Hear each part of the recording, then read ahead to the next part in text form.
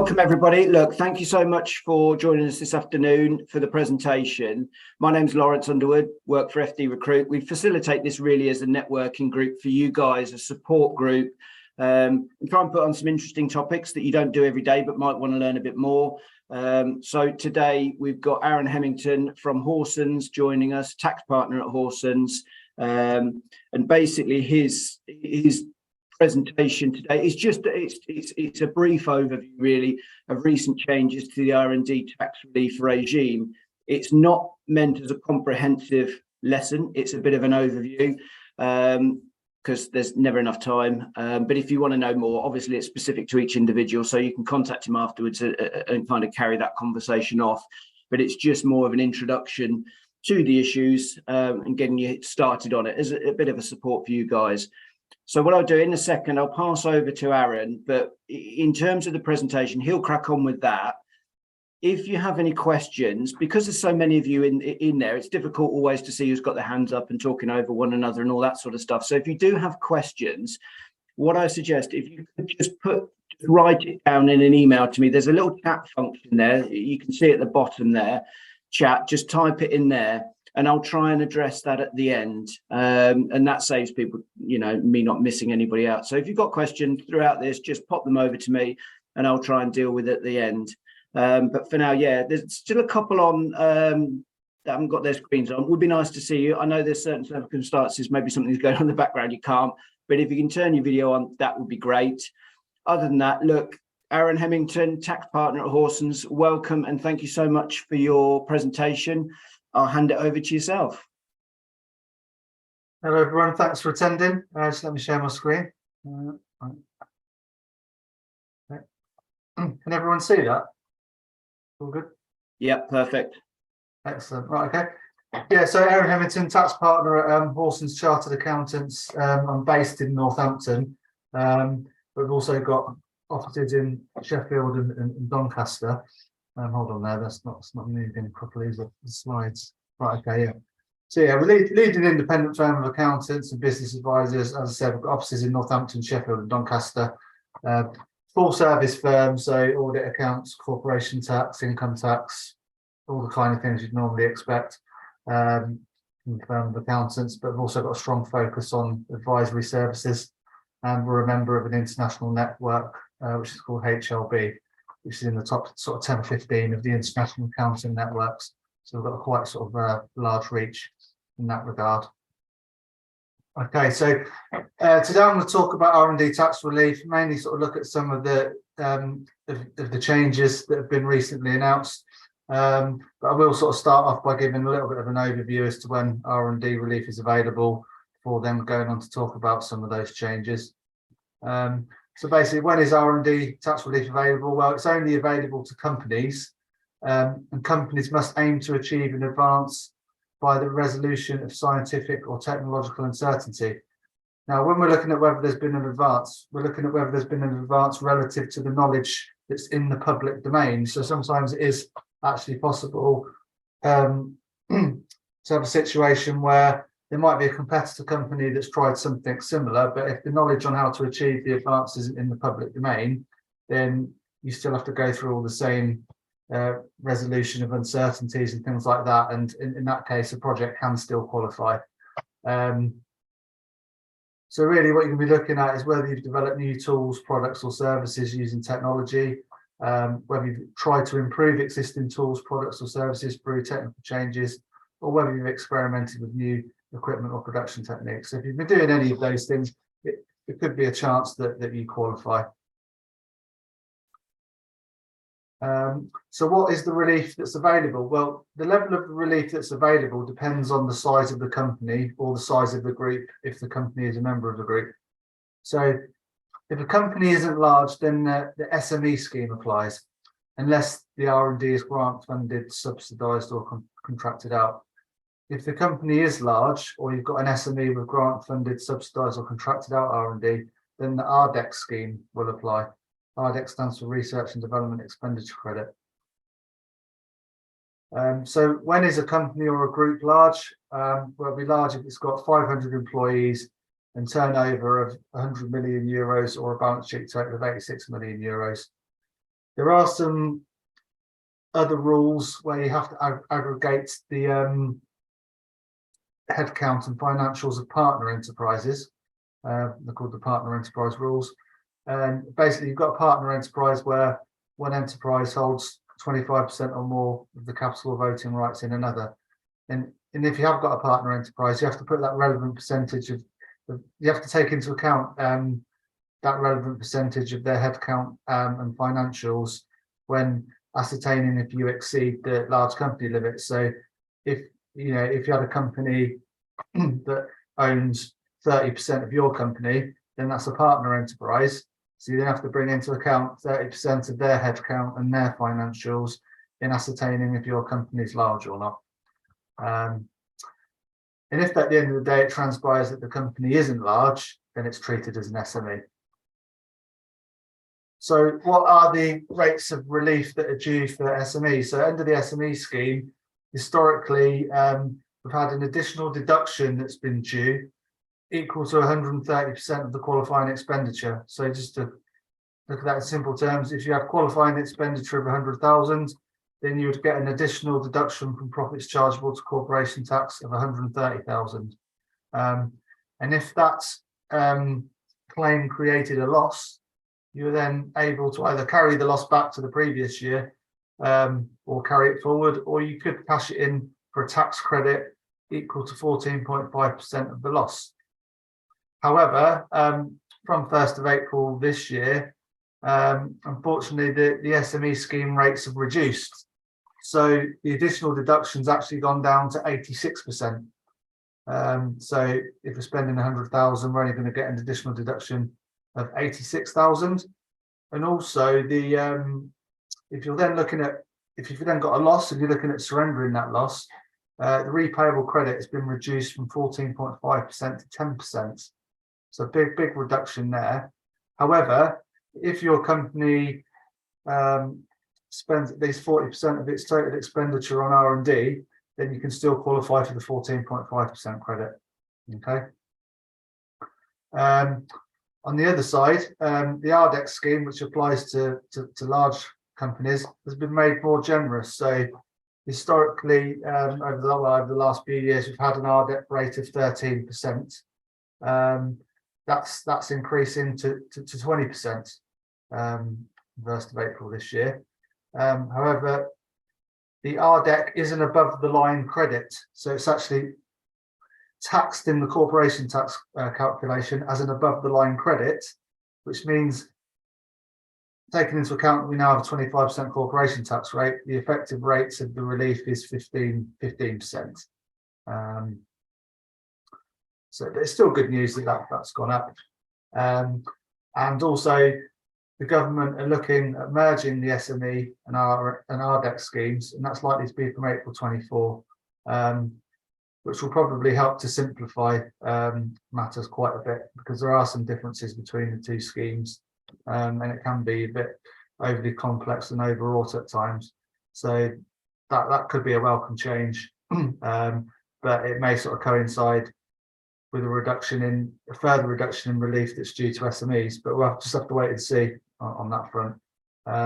This also ties in with what I'm going to mention later regarding a big increase in the number of inquiries into SME R&D claims.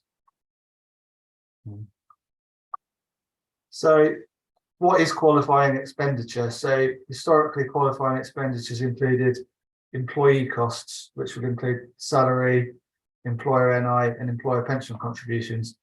And what you need to do there is look at the amount of time that employees have spent on direct R&D activities, but also on qualifying indirect activities. So qualifying indirect activities are defined in the guidelines and can include a number of different activities, basically relating to R&D. But I can send over a list of those if anyone's interested in looking at that further.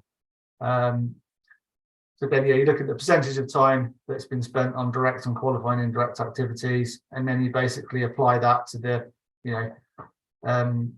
salary, employer NI, and employer pension contribution, and then you end up with the amount of employee costs that's going into the claim. You can also include consumables and software, subcontractor costs, where you've engaged a sort of third-party subcontractor to come and help you out on R&D work, and also externally provided workers, which are effectively agency workers that you've brought in to help with R&D. So historically, qualifying expenditures included those items. We've had some changes come in from 1st of April 23. So cloud computing costs are now eligible for relief, which is good news for a lot of companies in the tech sector who've spent a lot of money on cloud storage. You know, when they're having to sort of create, maintain, running, storing machine learning and AI solutions and data sets and things like that. So that's sort of good news for them. Also, the cost of data set licenses have also can become eligible from 1st of April 2023. And in addition to that, pure mathematics is now included in the definition of science for R&D purposes, which has kind of cleared up a bit of a grey area that's been in existence for a while.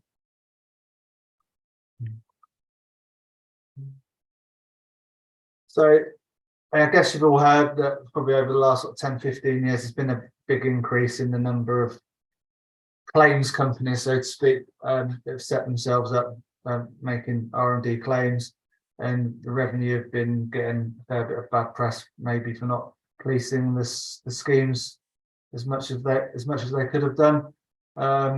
So they've sort of looked at a few initiatives to try and rectify that situation. And on one hand, they have employed a lot of additional officers to open inquiries into R&D claims. There's been a big increase in the number of inquiries into claims made by SMEs. And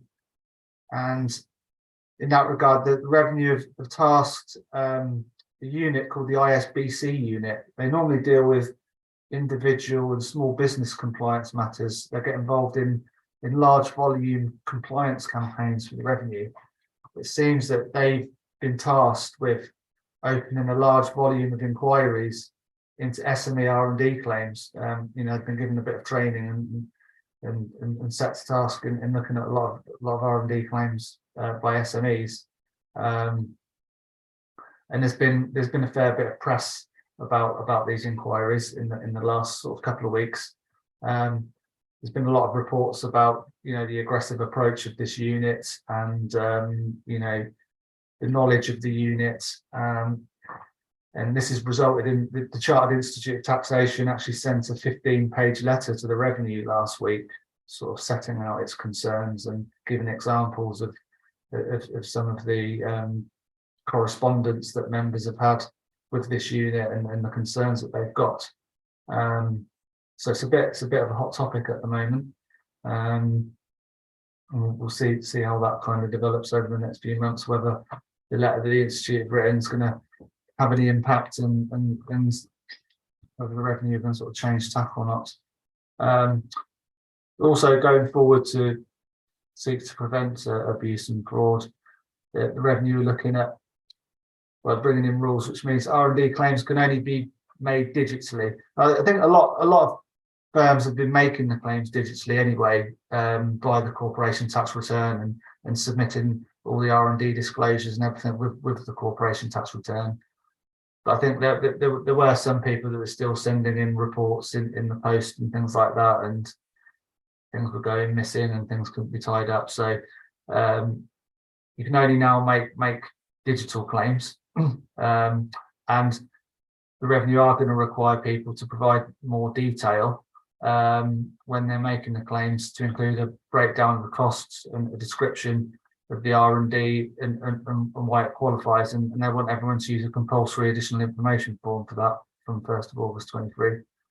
You know, as I said, you know, most accounting firms and well, I guess many of the R&D PTs have probably already been submitting detailed reports anyway with the returns. But there was never any legislative requirement for people to do that. So I guess this is just putting it into statute that you now have to do that. although many people are actually doing it in anyway. And when you're kind of submitting that technical report, you really kind of answer in 5 questions to help to demonstrate that projects qualify. So you have to set out what's the aim of the project, what was the advanced sorts, what were the scientific and technological uncertainties, you know, how were they overcome and why weren't they readily deducible by a competent professional. So you're going to have to put all that information in. And also the legislation is being changed to require claims to be endorsed by a named senior company officer as well, which wasn't required before. I mean, it'll be done as part of the corporation tax return, and the director would sign it, but they weren't specifically endorsing the claim, I guess. So they want senior company officers to endorse the claim. The revenue have designed a specific form upon which all this additional detail is going to be submitted. And just through looking through some of the guidance earlier today, it seems that actually has to be submitted before the corporation tax return. And I think they're saying that if that's not submitted before the corporation tax return, any R&D claim that's in the return won't be allowed, basically. So there's going to be some sort of stricter protocols and disclosures that are required going forwards. Obviously, it will need to include details of the agent that's been involved in the claim as well. And in addition to this, they're bringing in some new rules where you're going to have to inform HMRC in advance if you plan to claim R&D, and you have to do this via the online claim notification. But one of the big changes here is you're going to have to notify HMRC that you're going to make a claim within 6 months of the end of the accounting period, which doesn't give you long to kind of decide whether you've got a claim and whether you're going to make it. Okay, and if you don't meet that deadline, if you don't notify them that you're going to make a claim, then that's going to bar you from making a claim for that accounting period, unless you've made a claim in any of the 3 previous periods. And I think the purpose of the introduction of that, I think, as I was talking about a lot of these sort of claims companies, and some people call them like ambulance chasers, for want of a better expression, will basically, you know, phone round companies saying, oh, you can go back 2 years and make a claim, and then some of them putting in some very questionable claims, I guess. And then as a result, it's causing HMRC some issues. So I guess by bringing this rule in, where companies have got to notify that they're going to make a claim within 6 months at the end of the accounting period, you know, where they've not made a claim in the previous 3 years, that's going to stop all of that. And I think that's the reason they've brought that in, to be honest. So interesting times, a lot of changes going on. Looks like the SME scheme and the RDEC scheme will be merged. A lot more compliance activity from the revenue going on. And again, I think a lot, just from reading a lot of commentary on it, I think a lot of the additional compliance activity, it seems that, you know, they're going to use that as a reason to get rid of the SME scheme, in effect. Almost saying that, you know, it's not manageable in its current form due to the level of abuse and error, and they'll probably use some of their inquiry statistics to support that, and then that's all going to be used potentially to get rid of the SME scheme, and everything's going to come under a new scheme, which is going to be based on the RDEC scheme, which could result in lower levels of relief, but ultimately on the other side can lead to a bit more simplification going forwards. And I think that there's also been some talk about changing the definition of R&D as well, for tax purposes, to make it wider. I think really to sort of look at where a company has had to do things for the first time, looking at whether that should just be allowable R&D irrespective of the level of knowledge that's in the public domain. And I think that's some of the things that have been spoken about in Parliament and recent discussions and things like that. So it looks like there could be quite a lot of further changes to the schemes going forwards, including the definition of the change in the definition of what R&D is for tax purposes. But yeah, ultimately it could make things a lot clearer and simpler. But on the other side, it could also lead to a reduction in the amount of relief that's been due. Against the background of sort of many years where there's been a very generous amount of relief that's due. That additional 130% that you're getting, it's giving you an effective corporation tax relief of over sort of 40%. So that's quite generous.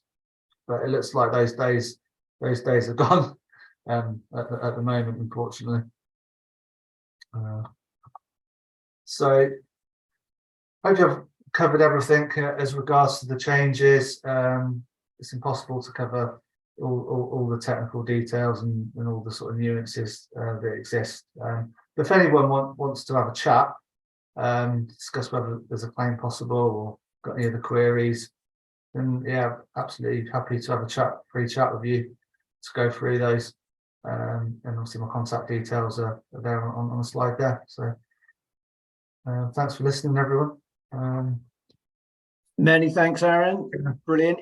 Yeah. Happy for you to leave it on screen just for a moment or two, just while if anybody needs to, they can just write down your contact details.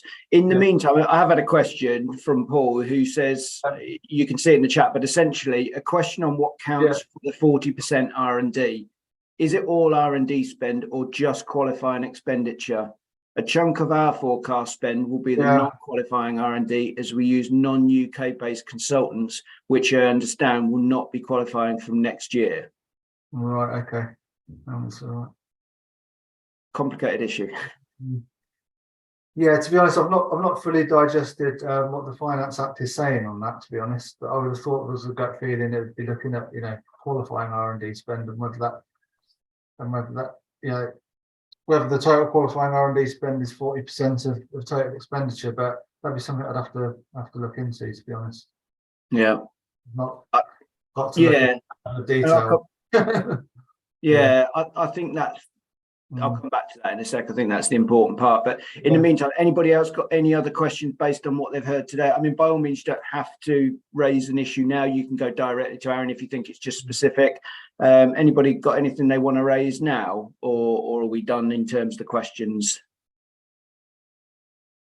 Sounds like we're done. Either Aaron, you've done an amazing job and everyone knows everything, or I think more importantly, I think what that question and answer that you've just done just kind of highlights that each case is individual. And I think that's the importance of it is getting somebody who knows what they're doing, can navigate their way around each individual thing. You can do a summary, but it's not an answer for everybody. So, it's a complicated world, I guess, which is hence why people like you exist. That's it. I understand that the Finance Act's only just have a royal assent, so it's a case of looking at that and what it says on that front. Brilliant. We just had one coming in actually. Are any investigations going to be on historic claims? That's a good question. So the way the rules work is that HMRC have got 1 year from the date the return is filed within which to open an inquiry. So if they don't open an inquiry within that 1 year inquiry window, then strictly they can't open an inquiry into that year. However, they can look at making a discovery assessment whereby they can go back, 6 years for careless conduct, 20 years for fraudulent conduct. However, they're barred from making a discovery assessment if you've made a full disclosure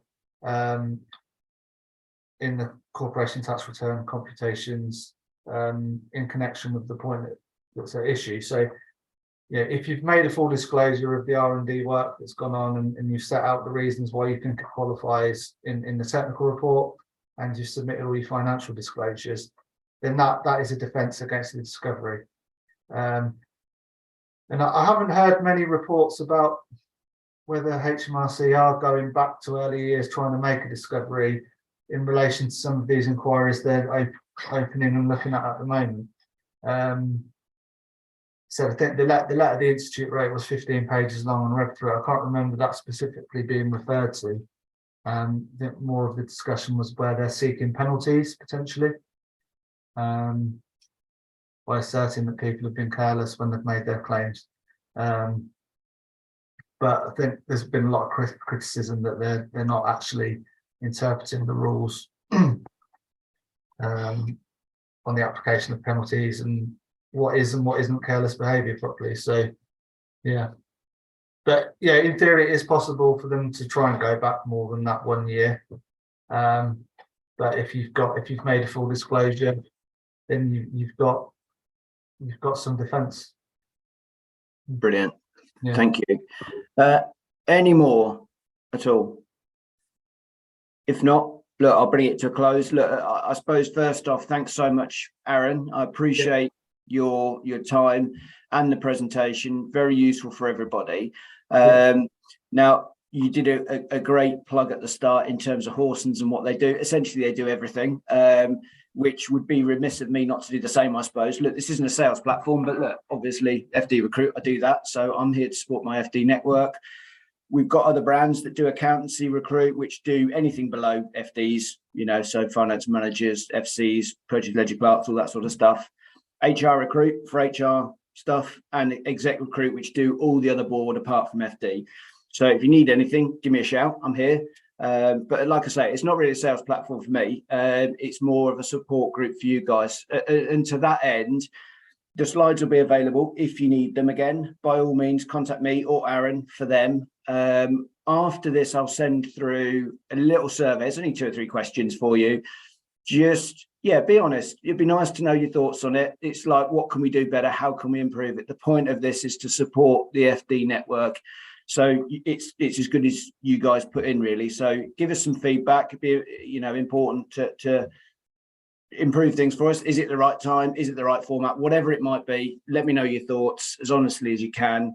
And big thank you to Aaron again. Big thank you to everyone that turned up. Thanks for your time. I do appreciate it. I know you guys are busy. But yeah, have a great day and look out for the next one. Thank you so much.